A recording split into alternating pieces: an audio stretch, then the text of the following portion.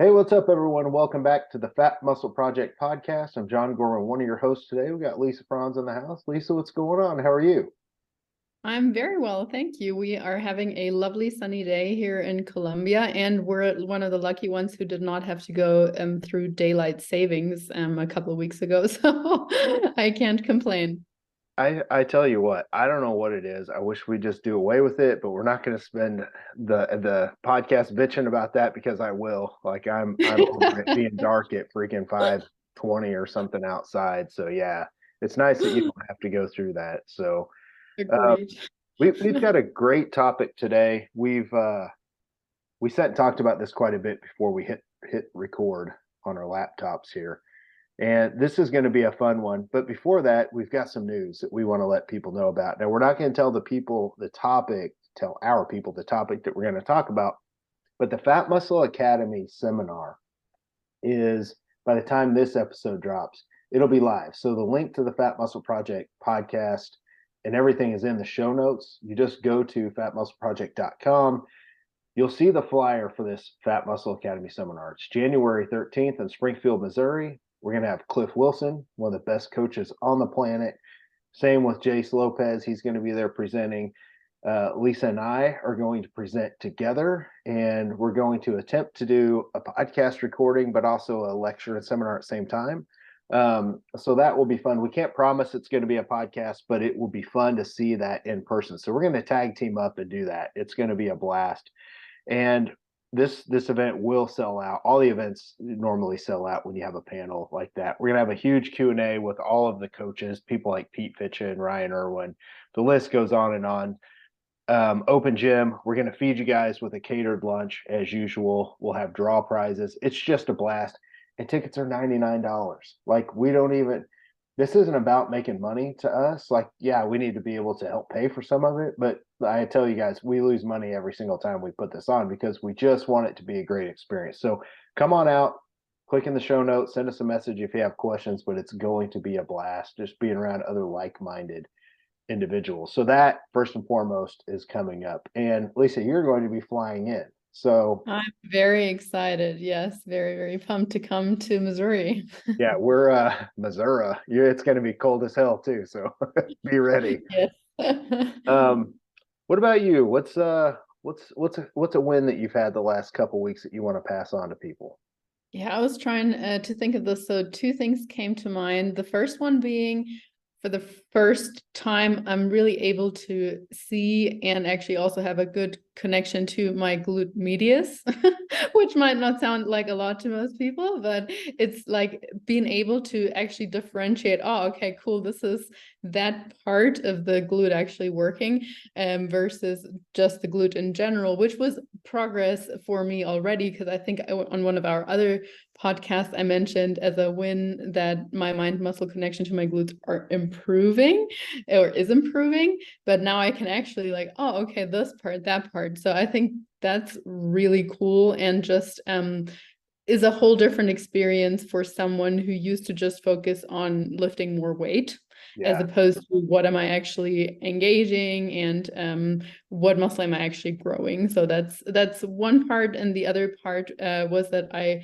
cut myself really badly in my finger a couple of weeks ago, and I could have lost my finger, but I didn't, and I actually still have full nerve function. So yeah, it was really bad. um Talking about not knowing what to do in situations like that, but then add to that being in a completely different country with a different language, it was not so fun. So I'm just grateful that I have all my 10 fingers, and it really just places more gratitude on my body in general. So yes, that's definitely a win. Wow. Okay. Well, I'm glad you have all 10 digits and you're good to go. I don't know if I'd want you up there presenting if you only had nine. No, it's yeah, glad you're good. It's a real quick win for me. I've been super fortunate. We actually um it's 99% done, but we've just found a new headquarters. So we are growing and expanding. We had to double our size. We're moving over onto the east side of Springfield, Missouri, but We only got to spend a year in this current shipping headquarters, and we're just busting out the doors. So thanks to everyone listening who uses and supports Fat Muscle Project. We appreciate that. um, yeah, it's been good. It's exciting. So we're going to move in January. I don't know if it'll be before or after the event. We may do it after, because putting this event on is a good stressful thing, but we've got a lot of balls to shovel there, up in the air. So anyway, so yeah, that's our win. And then Huge one. yeah, I know Black Friday is coming. I don't know if this will post before or after, but we've got a huge Black Friday sale. We're going to give away some brick by brick shirts. We're going to give away some shaker cups in orders. We dropped our first vegan protein. A lot of people have asked for that, so it's a chocolate peanut butter fudge, and I am damn proud of that. There's 1 fat and 3 carbs per serving, 20 protein. Wow, for a vegan protein, that's amazing. It's pea protein and brown rice protein mix, because I want to keep the amino acid content up there, which we're going to talk about a little bit today in our podcast. I want to keep that up there because if you're a vegan, it's really tough to get enough amino acids to recover and grow. So yeah, but enough about that stuff. Let's talk about our topic today. This is going to be a fun one. Lisa, go ahead and Yeah, I take it think away. that was a very nice segue in terms of the protein powders. So today we're talking about supplementation, but advanced supplementation at that. And as John was saying, we were talking about it before the show because we were like, should we make this more of like what does everybody need, or what can everybody benefit from, what's beneficial for general health, etc. But we decided we're actually going to do a separate episode on just more of the basics. So we do want to like preface this saying that we're like specifically talking about advanced supplementation. So meaning there are a lot of other supplements that you might be able to benefit more from, or that you're probably going to benefit more from on a health perspective or a general population level. But nonetheless, tell us why advanced supplementation can be so beneficial for physique enhancement, especially if you're an advanced athlete. Yeah, and I'm glad you pointed that out, Lisa, because there's so many supplements we could talk about that we're not talking about today. And we've got a whole list, and that's why we're going to do another podcast. We're talking about magnesium and the different types of magnesium, and vitamin D, and do you need vitamin D with K or not? Different things like that. That will be an important episode, and we'll break that down in a different fashion. But this today is more geared towards people that want to be their leanest, most muscular that they can be, along with being healthy. So a sustainable, lean, and muscular physique, not a step on stage physique, because as we know from prior podcasts, that's not maintainable. So this is for, if you're listening, this is how you achieve your best walking around healthy, leanest, most muscular physique. And advanced supplementation can play a pretty big role in this. Okay, so you don't have to be a bodybuilder that steps on stage. There's 2 types of bodybuilding. You and I are bodybuilders, as we both know. We're not competitive bodybuilders, but it's bodybuilding as we know in general. The Rock is a bodybuilder, but he's not a competitive bodybuilder. So it's just about that, and that's why we wanted to go the advanced supplementation route. I think it's probably important to go ahead and just list out some of our basics that we would like all people to not overlook, that we're not going to talk about today, or we're going to get hit up on the gram. People are going to be like, you didn't say creatine, you didn't say omegas. Well, to me, I'm going to list some, Lisa, and you jump in here as well. The basics I like to make sure everybody are getting are a multivitamin. Okay, like you need that to fight free radicals and just for general health. Because when you train and you diet or trying to grow, it doesn't matter. Your body's under quite a bit of stress, and you need a multivitamin. Creatine, to me, is a basic. It's the most researched supplement. Creatine monohydrate, it's the most researched supplement that there is. Extremely safe. And if you're in the gym training, whether you're the mom of 2 or 3, or you're the 40-year-old dad that hasn't worked out since you played football in high school, or you're someone like me that like you train all the time every day, creatine's hugely important for things like muscle growth, muscle recovery, being stronger, but also cognitive function. But to me, it's a basic, because if you're in the gym putting in the work all the time, creatine is a basic for everyone. We'll talk a little bit. I think we did a deep dive on creatine, but I'm getting old now, so I'm starting We to did touch on creatine and basically saying, yeah, 5 grams, 10 grams, maybe for larger individuals. For some individuals, 3 grams might do. Timing during the day doesn't necessarily matter that much, although yeah. some people say, post-workout or during your workout or with some carbs is or might be beneficial. But generally speaking, as long as you take it daily, that's really the thing with creatine, taking it occasionally. And I mean, that's the thing with most of these things, but with creatine even more so, since you actually need to saturate your muscle, and that happens over time. So if you take it like 3 days on and then you forget about it for a week and then you take it a few more days, that's not really going to do all that much. That's a little bit different with like omegas. I mean, omega-3 would also be something where I'm saying, hey, everybody, literally everybody should be taking some form of DHA and EPA. And the quantity on that, of course, you can adjust depending on how hard you train, how much fish you generally eat, etc. But I would always say like 1 to 2 grams of EPA and DHA combined per day. That should be sort of like a minimum. I always try to get people to take it post workout or in the evening. We just don't want to take that before your workout to like blunt the training adaptation. That's like the big part there. But other than that, I would absolutely agree with the multi as well. There, I just always want to caution people in the sense of that's not an excuse not to eat your vegetables. You should still, quote unquote, learn to eat vegetables even if you don't enjoy them. Mostly for the sake of fiber. And if you're like, oh, I can take a fiber supplement, not the same. Absolutely not the same. Even if you might potentially benefit from a fiber supplement or anything like that, but we still want to get our 3 servings or so of vegetables per day at least, I would say, and nonetheless we can still benefit from some multivitamins or vitamin C, especially if you're in winter and a lot of people around you are sick or anything, like you feel like you need to fight off some illness around you, then extra vitamin C is always helpful. Yeah, I like to see 1 to 2 grams of vitamin C a day, 1,000 to 2,000 milligrams.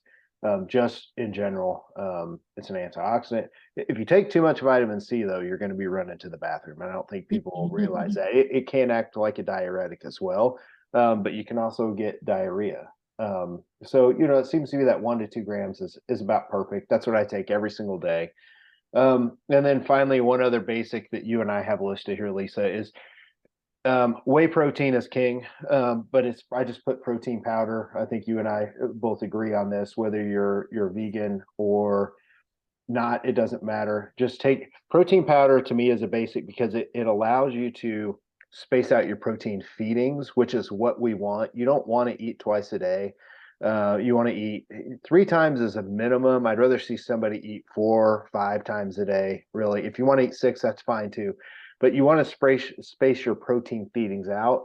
And for a lot of people, they don't want to eat chicken and eggs all day, especially if it's tough on your digestion. So whey is actually great, or protein powder is great because it gets through your system faster. You're not holding in there with a bunch of water. I know myself, I don't want to eat like chicken and rice and then go train in the gym because it's sitting in my stomach for hours. So I like to do whey protein and more of a simple type carb. But anyway, protein powder, if you travel, it's easy. So to me, it's one of those basics. Very, very convenient. And as you say, like a lot of people, many women that I start off with, they actually don't eat enough generally, and then definitely don't eat enough protein. And then they're like, because protein is so satiating for them, or if someone might be going into a bulking phase or whatever, because protein is so satiating, they have a hard time chewing all that protein, as you just said. So like drinking that is definitely an easier version. But of course, if you're on the other end of the spectrum and you're like, oh, I'm so hungry, then having more protein to chew, where your body has to do more of the digestion, might be helpful too. The only other couple of things I would add to that really basic list is, as you touched on before, was magnesium and vitamin D probably as well.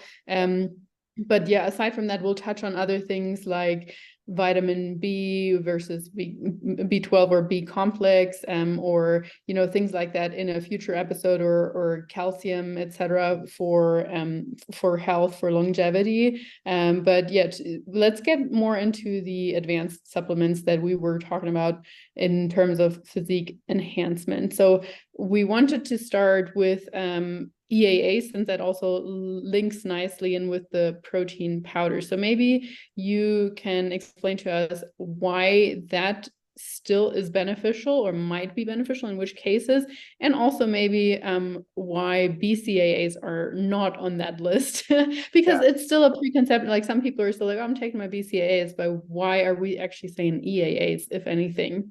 Yeah. So we've got a list here about 5 or 6 really good ones. And I just want to preface this by saying this is literally from a list that I send my competitive bodybuilders or serious physique enhancement clients. Okay.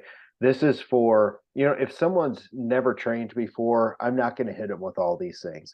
This is going to help get you. And I think we should also make sure people understand this advanced supplementation route that we're about to go. We all know people that when they first start training, they go into GNC or they go to some of these other I almost said supplement superstore. That's a local one. They go to these other supplement stores here, and some supplement stores are really good. But a lot of the times they see people walk in and they're new and they don't know what they're doing. And they walk out with every supplement under the sun because it's a huge sale for the salesperson behind the counter. And they have all the new stuff, right? All the new equipment and knee wraps and like all this stuff you just don't need yet. This advanced side, this is going to be for people that have been training for a little while, that they've been counting their macros and nutrition. So we've got 5 or 6, but these can make a nice dent, especially the longer you've trained. You need that little bit of extra help because it's harder to gain muscle.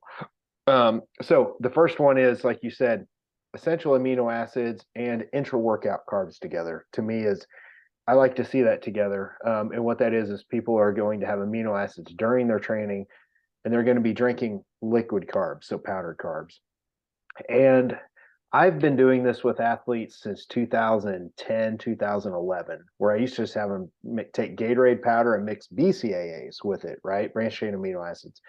Valine, leucine, isoleucine, like the 3 important ones. But the thing is, EAAs and BCAAs it's a big difference. Okay. The branched chain amino acids, like we have an EAA supplement called EAAs Plus, and it has all the branched chain in it, but it has all the essential aminos in it.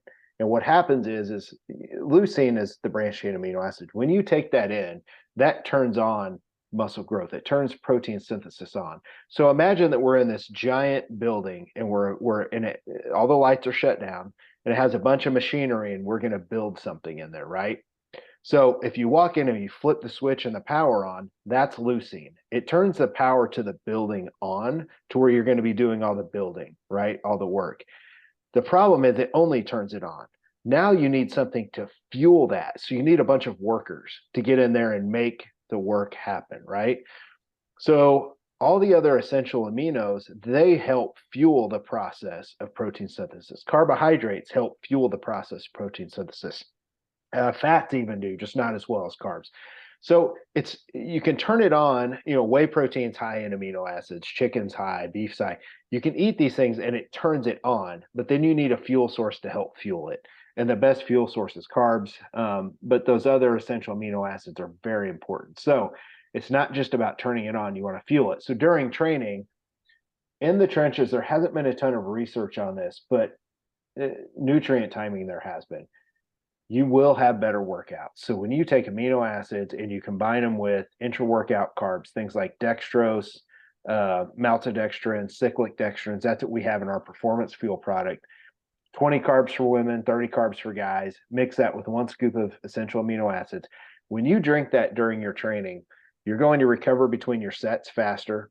You're going to have better pumps, which allow you to have better mind muscle connection because the more of a pump you get, it's going to help knock lactic acid down. It's going to help your recovery faster. Just your strength is going to go up. All of these things happen, and it's a game changer. It's a complete game changer. People that haven't tried it, listen, we're talking about 20 carbs. Like your 20 carbs is nothing. 30 carbs is nothing. Drink that during your training. You're going to burn through that during your training. You're not going to really store any of that. It's going to be used for fuel.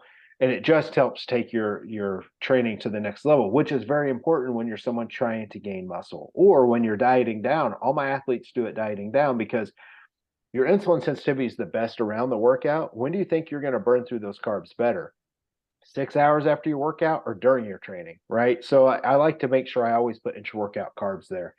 And when you're dieting down, you're tired, you don't have a lot of calories for fuel.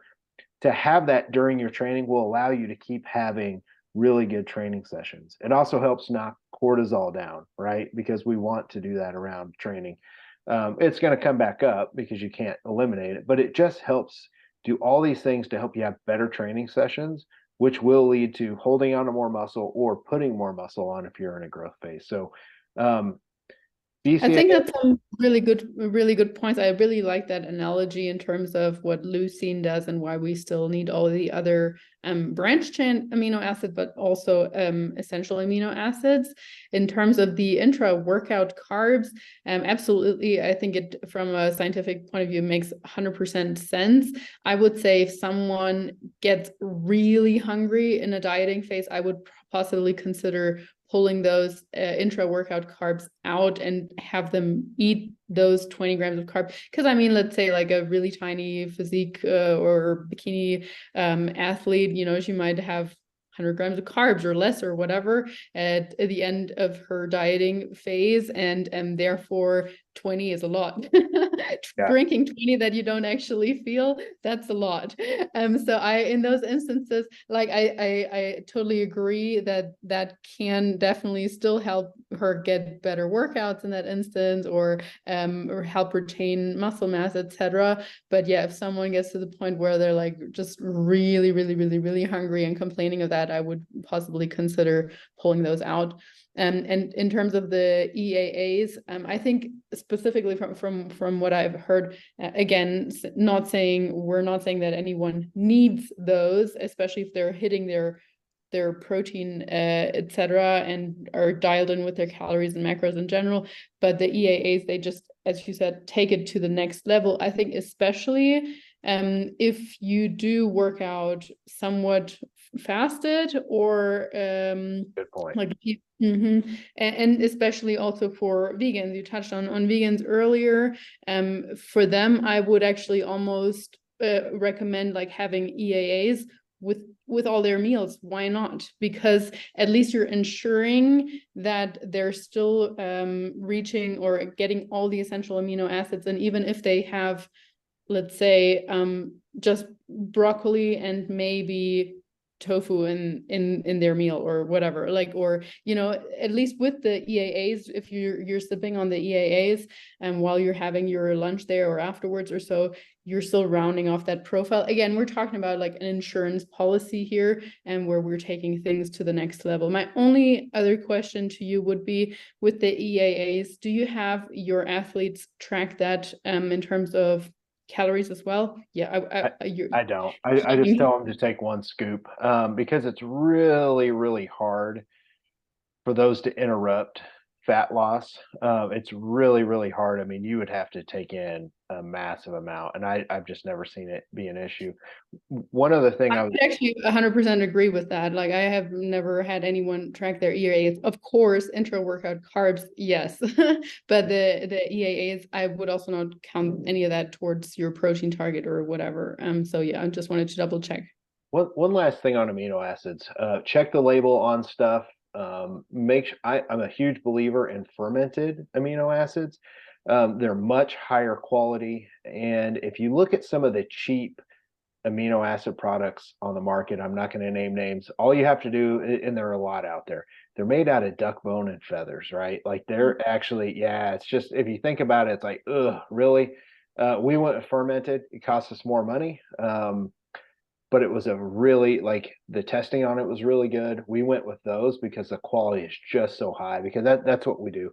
So look on the back of your labels. If it doesn't say fermented, there's a reason why you're paying $19 for a tub of branched chain amino acids, right? Like, it's just, It's just the quality's not there. So anyway, what do we have up next on our list here? So next, and you kind of said already, like when we're in a calorie deficit, workouts, etc., don't tend to be so great.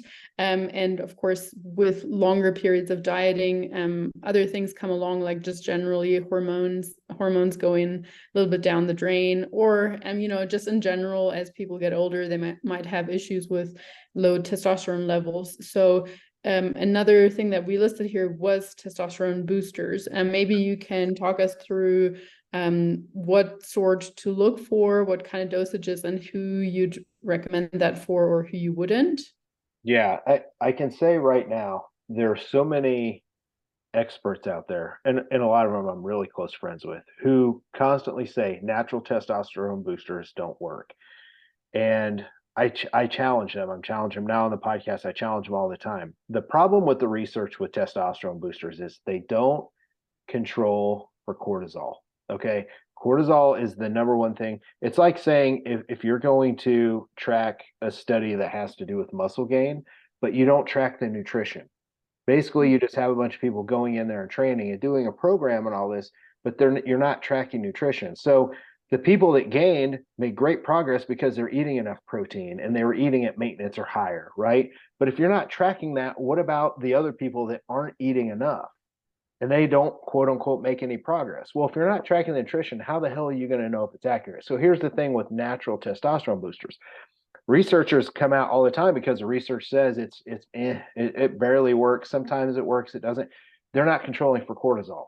So people that are under eating, their cortisol is going to be higher. Their testosterone is going to be lower.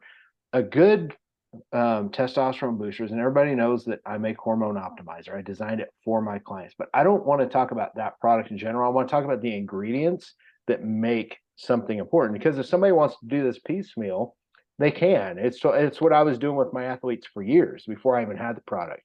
So there's two things when it comes to a testosterone booster. You have to use good ingredients that help boost testosterone free test, but you also need to hit it with cortisol reduction at the same time. All right. If you're really looking to maximize your test levels, the more cortisol you produce, the less testosterone you will make, the less thyroid hormone you make, the less progesterone, those things. So you need to reduce cortisol as much as you can. You're never going to naturally take a supplement that's going to reduce it so much that you like have any kind of issues. It just doesn't work that way. I know people think that if you take way too much ashwagandha, it's going to do that. Never seen that in my life, ever. Never seen the research on that ever, by the way. So you need to hit your hormones with a 1-2 punch. Drop cortisol, boost testosterone. So the ingredients that are important, the ones I've been relying on since 2011, like I didn't design Hormone Optimizer until 2020. So I designed one way back in the day for a supplement company I was sponsored by, and we called it Max Test. And the base ingredient for that was D-aspartic acid, which it's an amino, which the studies show it does help boost testosterone. And we saw it, I think it was a 44% increase in the initial studies that came out. So D-aspartic acid is a good one. I also like to see boron. Boron is great with boosting free testosterone, but only if you're making sure that you keep cortisol lower, because that's the number one thing that inhibits free T from going up or keeps it low is cortisol. So boron is another good one. And those are really the two that I like to. I mean, there's other supplements in my product, but there's other ones that will work. Those two you need to make sure you have. And then ashwagandha is really the big one. And here's the other thing I love about my friends in the research community, or the experts out there that like to quote the research, and they have these big YouTube channels. They list ashwagandha as a testosterone booster. It's not a testosterone booster. It's a cortisol reduction product. And when you reduce cortisol, your testosterone goes up. And and listen, I affectionately want to choke the shit out of my friends. I love them, but you all need to understand how the body works before you just start quoting all this research, because the research to me is flawed. They're not understanding the systems of body. So back to ashwagandha. I like to use KM66, freaking great product, high quality. That reduces cortisol. So then your body can also make more testosterone. So now what you're doing is you're synergistically using these ingredients, and use them daily. It doesn't really matter when you use it. I know on my products, I put take it with meal one. Your testosterone is actually the highest in the morning. I put take it with meal one so people would just remember to take it.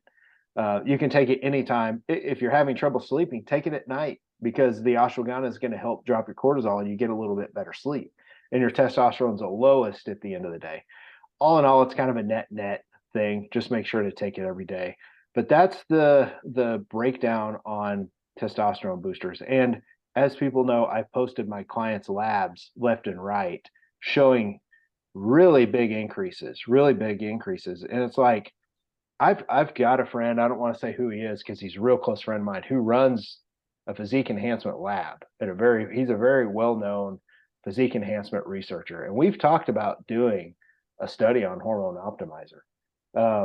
I'm not opposed to it. Like I would put that to the test, but cortisol has to be controlled or I'll never do it. I'll never do it because it has to. It's that important. So I really like that you're emphasizing that because that's also so relevant for obviously female athletes, just when it comes to any trying to keep hormones as healthy as possible or get any improvements on that front. And I'm a huge fan of ashwagandha for sure. I personally take it twice a day, 500 milligrams each time. Dosages from what I have seen in recommendations or the research were generally from anywhere between like 500 milligrams up to like 3 grams or something like that per day. yeah. And as you said, it doesn't really matter what time of the day. I generally take it like after my workout in the morning and then again at night to help me sleep. So I'm a huge fan of ashwagandha.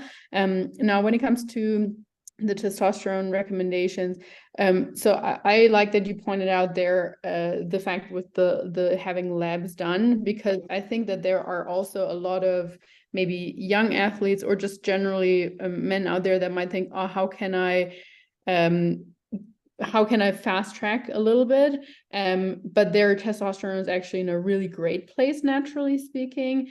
And I personally, like, if they get labs done and everything is looking swell and perfect and whatever, I probably would not recommend personally that they take any boosters on top of that if they're already in a really good place. But as you say, if you're feeling more fatigued, or if you're just generally, as we know, as we age, those levels do decline. So why not help out? But even there, I would say have your blood or have markers taken regularly, like every 3 months or whatever, just to know, okay, A, is what I'm taking actually helping? And B, is it helping too much? Or, like we want to still keep them controlled and not just take stuff for the sake of taking it. That would be my point there, probably. I don't know how you're going about your clients in terms of frequency of lab work. So there's one thing. This doesn't shut any kind of production down because this is all natural supplementation. So I've got clients that have really good, decent levels of free T and natural testosterone, total testosterone, that take it, and their levels. This is never going to put you to the ranges where you're going to have side effects. Only using testosterone replacement therapy or anabolics on your end is going to do that. So it's really no downside. I've got a client. He's one of my coaches. We posted his labs. He went all the way up to 1,000 nanograms per deciliter using hormone optimizer, and it maxed his testosterone out. But it's just going to help you. One, it's going to help you with recovery. So you're going to recover better. You're going to put on more muscle. You're going to keep cortisol lower, which is great for health. So to me, even if as long as you're not, even if you're in a great range, there's no reason not to. Just take your Gotcha. labs first. Take your labs Yeah. first. See where you are. Take it and then measure it 8 weeks later and see where it is. People see the biggest responses that are middle of the road testosterone or a little lower because their body it needs to come up, right? Somebody that's already pretty high, you're not going to see these 100 to 200 nanogram per deciliter increases for a guy, or for a female. Like, if you're all the way down at like a 16 and you're trying to get up into the 20s and 30s, it can get you up there, but you're already in the 20s and 30s. It's not going to boost you up to a 50, for example. So the higher your natural levels are, the less results you're going to get from this, but it's still going to boost it some. So I wouldn't worry too much about that. But if you're low or middle of the road, it's going to be a big difference maker. Okay, perfect. So aside from ashwagandha, what would be some other recommendations in terms of cortisol, getting cortisol down? Is there anything else in terms of supplements? It's definitely the number one. Rhodiola is another good one. But to me, ashwagandha, I mean, it's the one. Like it's the number one. There's a reason why it's the go-to for almost everybody. New Ethics makes a product called Cortis, and I have all my clients take that as well. But Cortis is really good. Now it's got ashwagandha in there as well. It's got a Relora blend. Um, it's got phosphatidylserine in there, so it's a different product in and of itself, all for cortisol reduction. So I have my clients take 2 capsules before bed to drop cortisol so they can recover better, sleep better, which also helps raise testosterone. But as far as cortisol reduction, to me, the absolute best total product is Cortis from New Ethics. But just taking ashwagandha, at least 600 milligrams of KM66. You can get Sensoril, which is ashwagandha root and leaf extract. Try and get about 150, 200 milligrams of that. You can take that by itself. But KM66, I think, is the standard to go to as far as like the standalone ingredient if you're going to order it from somewhere. But I just tell people take Cortis because the proof's in the pudding. You got all the COAs on it from all the testing. Like they post that on their website at New Ethics, and as people know, we carry it because of the quality. So those are the ones. But ashwagandha it's Yeah, I would agree with that. I don't necessarily have any thing to add to in terms of supplements for getting cortisol down. I on that front, I would just like to hammer down that really lifestyle practices go way further than anything else when it comes to managing your cortisol better. So simply, and as lame as that sounds to like an advanced athlete, and as we're speaking about, what can we do when it comes to supplementation, but it's just the truth. There are many other things that like doing anything to optimize your sleep is going to help with the cortisol as well, or doing anything to help you, remain calmer throughout the day, and or perhaps doing just 5 to 10 minutes post training where you're like actually working on winding down, where you're controlling your breathing, etc. I think that can go a really long way, but of course, often taking a pill for something just sounds easier and more fun. So yeah, but when it comes to that, as I said, I'm a huge fan of ashwagandha. Other than that, I would just say people, there's no way around some lifestyle practices. Another thing too, someone could take is a sleep aid, because the better sleep you get, the deeper sleep, the more you're going to recover, the less cortisol, the higher testosterone. Because a lot of the testosterone cases that I fix, their sleep is it's just jacked up. It's just shit, right?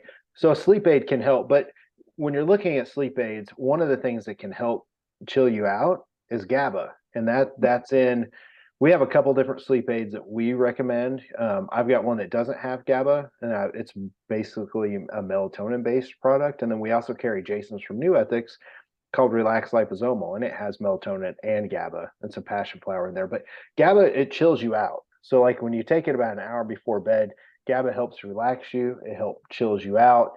I don't know the exact mechanism. If it lower, I don't believe it's a cortisol lowering agent. I just know that it I helps think GABA is chill you actually out. like a neurotransmitter, which just helps switch your mind off, as far as I'm aware. So it would work that route, I would believe. Yeah. Because you mentioned rhodiola rosea earlier.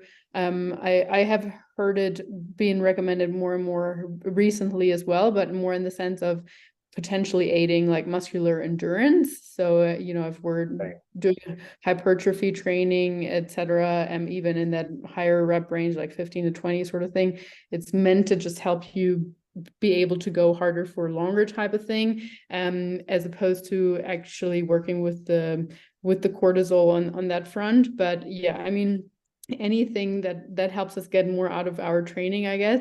So that brings me to the next point, which is fat burners. That's listed on there as well. do you have products in that realm? Because that name is, bashed around. People are like, oh, fat burners, do they work? Do they not work? I feel like you're either someone who's really, really believes in them, or you're someone who's like, you might as well just drink a coffee and you're doing the same thing. So yeah, share your thoughts with us. So I have a very hard stance on this. And let me tell you right now, fat burners are just a huge waste of money. But let me explain to everyone why.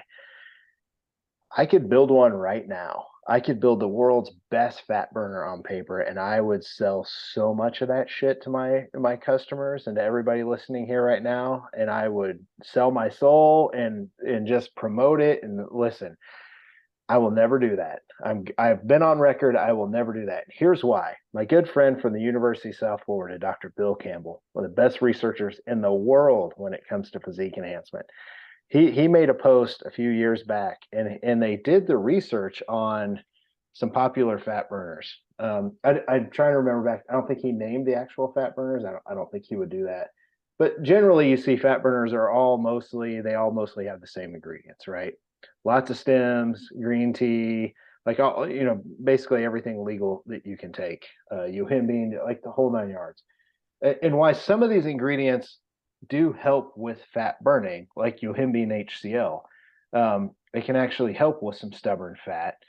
It's not something to where these fat burners that are out there, people are spending 50, 60, $100 on with all the marketing. He did the research and he showed how many extra calories you burned per day taking a fat burner.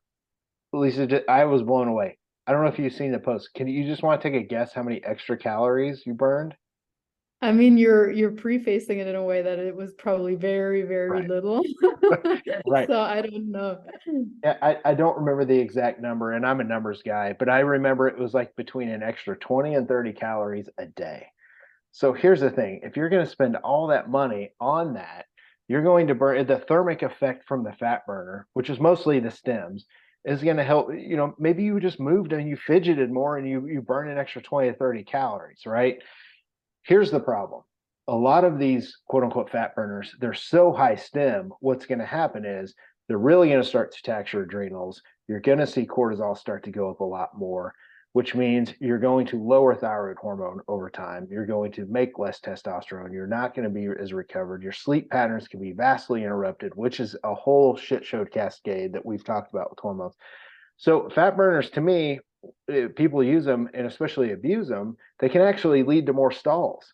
They actually are going to inhibit fat loss. And I've gone on record with this, and a lot of the other well-respected coaches in the industries that saw Bill's post and they just are not trying to sell product. They agree with that. So no, don't waste your money on fat burners. To me, the best fat burners are things like, we'll talk about glucose disposal agents. It's not really a fat burner. It's just something to help you maximize fat loss in a healthy sense, kind of like cortisol reduction products, right? To me, those are quote unquote fat burners, but really they're just enabling you to burn more fat easier without as many stalls.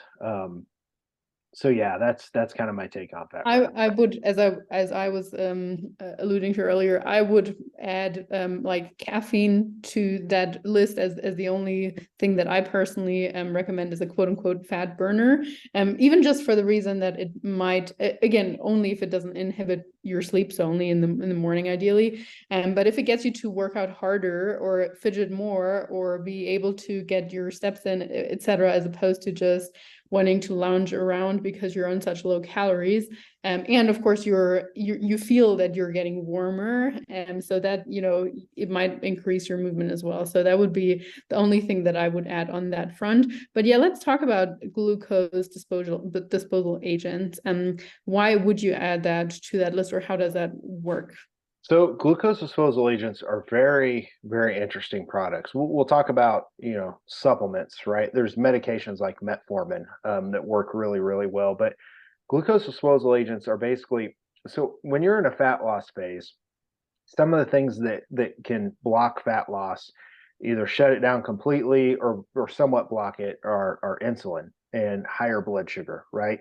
So when you're in a stress state and you're dieting down, you're on less calories, you're under recovered, your cortisol is going to be a little higher. And when cortisol is a little higher, it makes you secrete a little bit higher blood sugar. Okay. It's kind of when you're in a stressed state, your body's like, here's some more blood sugar. So it elevates. It's like, here's the energy to go run or get away from when you're in a stressed state, your blood sugar is just going to be a little higher. Your body's trying to give you some energy. Well, when your blood sugar goes up, insulin has to go up to help store the blood sugar and drive it back down to normal. So what happens is when people are dieting, glucose, blood sugar, and insulin tends to ride a little bit higher in the body, and it tends to block and make fat loss a little bit harder. Not 100% block it, but I've seen extreme cases to where it's certainly like people are stalled out on low calories when they should be dropping, right? It's a hormone issue. It's insulin is the hormone and blood sugar. So what a glucose disposal agent does, there are some really good ones. Berberine right now to me is the top. It's kind of the poor man's metformin, 500 milligrams. That's the main one, but there's different ingredients that do different things. So I'm going to talk about the main ones. We just reformulated our GDA. It used to be 5 pills. I condensed it down to 2, but I left the heavy hitters in there. And Berberine is the main one. And here's how Berberine works. When you take it, your body then starts, it's almost like it's tricked. And I hate to use the word trick. You can't really trick your body, but it makes your body think it's low on fuel, and it starts pushing fatty acids into the mitochondria to be used as fuel and other things for fuel, right? So it helps lower blood sugar, which means your insulin's going to lower in general as well, and it makes fat loss easier, right? So Berberine is really a great product. It improves your insulin sensitivity. Another one is chromium.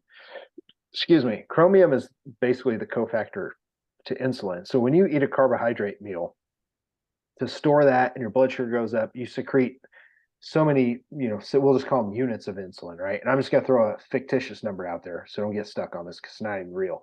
Say you eat 50 grams of carbs from sweet potato, your blood sugar starts to go up over the next 2 to 3 hours, and maybe you secrete 10 units of insulin or whatever to help drive that back down to normal. Well, when you take something like chromium, it acts like insulin. It's the cofactor. So now chromium has helped driving the blood sugar down, and you don't have to secrete as much insulin. So now you have lower circulating insulin, which helps you not impede fat loss as much. So that's why it's a very good product. 200 milligrams of chromium really does the trick. That's the other one that we used. ALA is a good antioxidant, but it also acts like insulin. So when your blood sugar is up and you take ALA, it helps drive the blood sugar down. So you don't have elevated blood sugar for as long. So ALA is a really, really good one. We have gymnema, really not that important to spend a lot of time on that one to talk about the mechanisms, but there are good ingredients, but those to me are the best ones. Another one's vanadil sulfate, 10 to 15. With that will help act like insulin, help drive blood sugar down. But those first 3 that I named, those are the main ones.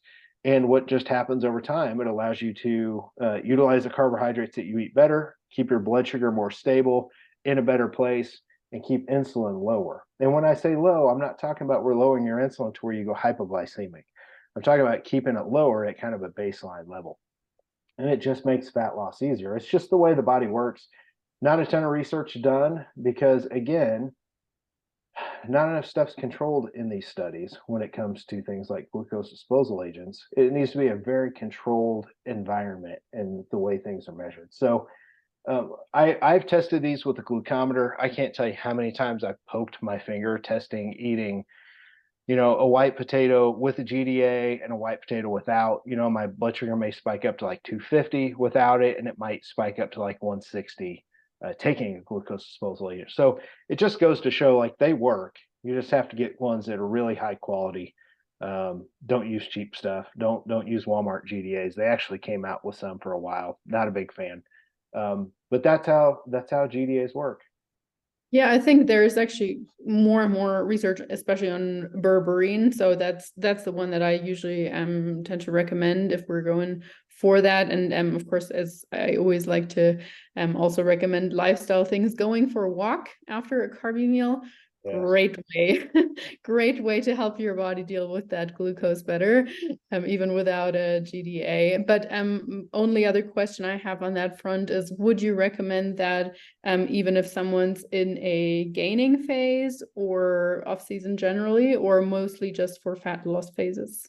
So a GDA to me is more important in the off season than it is during, because if you think about it, someone that's, we'll say a female eating, I don't know, 220 carbs in the off season, that might be her upper limit to where she's not gaining a lot of fat, but she's probably gaining a little, right? And that's, I'm just another fictitious number. Maybe 220 carbs is the threshold. Maybe for a guy, it's 350 a day.